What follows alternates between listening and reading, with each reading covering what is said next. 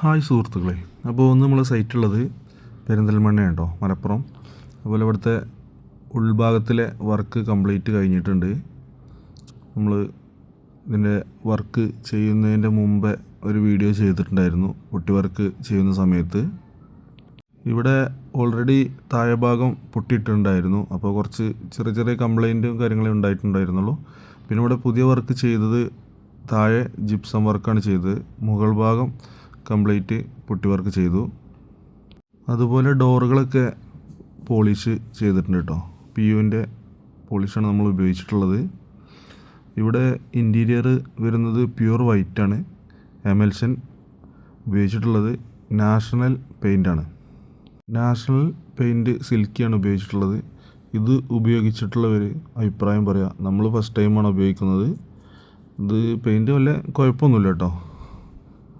ഫിനിഷിങ്ങും കവറിങ്ങും ഏരിയയൊക്കെ കിട്ടുന്നുണ്ട്.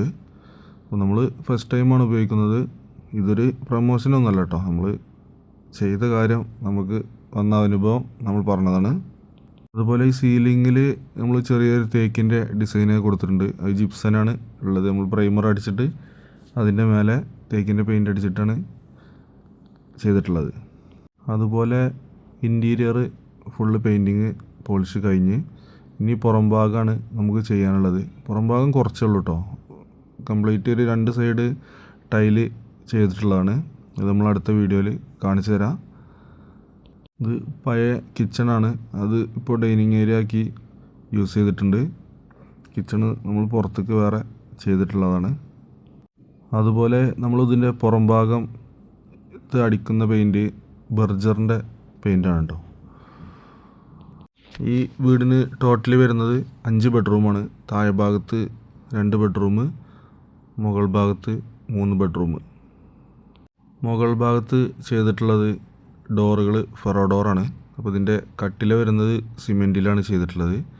ആ സിമെൻറ്റിൻ്റെ കട്ടില നമ്മൾ പുട്ടിയൊക്കെ ഇട്ട് ആ വാതിലിൻ്റെ അതേ സെയിമിൽ ചെയ്തിട്ടുണ്ട്.